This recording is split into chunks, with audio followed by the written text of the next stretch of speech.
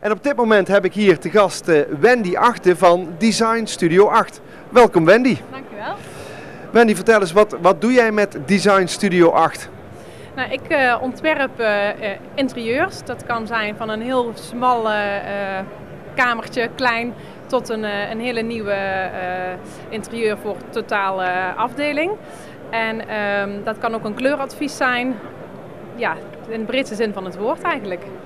Gebeurt dat altijd met nieuwe meubels die mensen daarvoor moeten aanschaffen? Of geef je ook advies voor schuif eens eventjes zus en zo en dan komt jouw kamer veel mooier uit? Ja, ook. Het kan in beide gevallen inderdaad. Met bestaande meubels, dat is net wat de klant wil, of gedeeltelijk bestaande meubels, kan je eigenlijk al heel veel doen. Het kan ook compleet nieuw, dat is natuurlijk altijd leuk om te doen.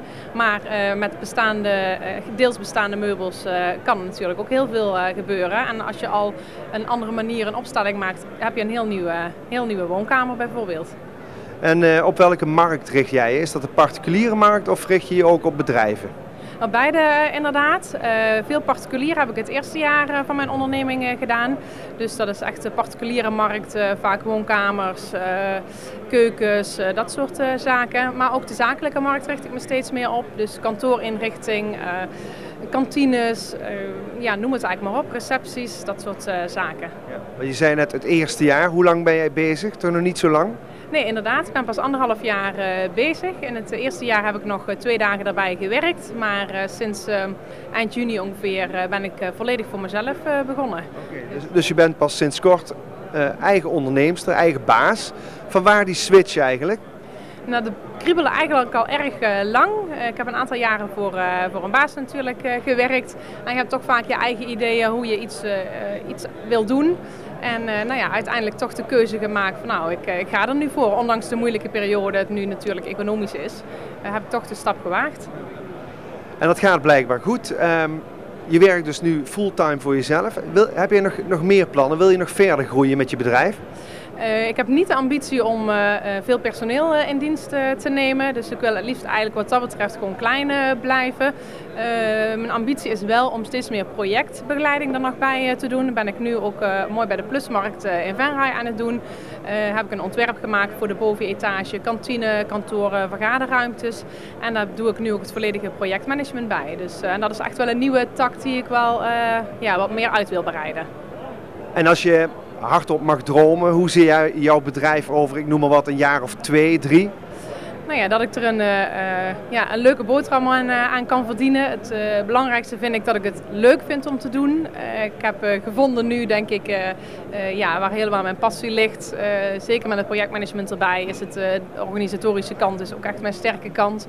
En die combinatie van interieur en organisatie is helemaal mijn ding. Dus over 2, 3 jaar hoop ik dat nog steeds fulltime te doen.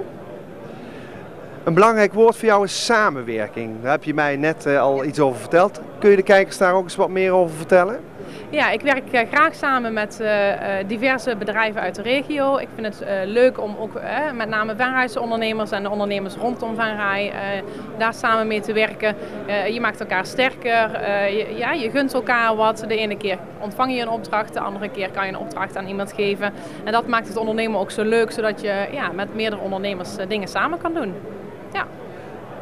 Waarom ben jij trots op je bedrijf? Trots omdat het elke keer weer leuk is om het resultaat te zien. Het is altijd spannend wat je in je hoofd hebt en als de uitvoering dan klaar is, of het dan ook is wat je in je hoofd had. Eigenlijk is dat altijd wel zo en is het heel erg leuk om te zien en dan ben je er erg trots op het werk wat je geleverd hebt. Wat is de grootste misvatting over het werk wat jij doet en over jouw bedrijf? Waar loop je wel eens tegenaan? Veel mensen denken als ze professioneel advies inwinnen dat het altijd duur moet zijn. Wat we in het begin al over hadden van is het altijd nieuw of mag het ook met bestaande meubels. Veel mensen denken ik heb een professioneel iemand in de arm genomen. Dus dan wordt mijn huis of mijn inrichting zakelijk gezien ook erg duur. Dat hoeft niet. Met IKEA kan je bijvoorbeeld ook heel erg leuke dingen doen. En het hoeft niet altijd een merk te zijn om iets moois te hebben. Sta je zelf op dit moment op de beurs? Nee, ik sta op dit moment niet op de beurs. Vanavond wel. Samen in de stand bij Martin Kuipers doe ik ook een aantal zaken samen mee. En zo probeer je toch je netwerk weer wat uit te breiden. En waarom moeten de Venraadse mensen, het Venraadse volk, om dat maar even plat te zeggen, waarom zouden die allemaal hier naartoe moeten komen volgens jou? Nou ja, om te zien inderdaad wat er allemaal in Venray te doen is, welke mooie bedrijven we in Venray hebben. Ik denk dat we daar trots op mogen zijn als bedrijven. En ja, door elkaar de bal toe te spelen kunnen we alleen maar sterker worden met z'n allen. Nou Wendy, dankjewel voor dit gesprek en ik wens jou natuurlijk nog hartstikke veel succes met jouw bedrijf Design Studio 8.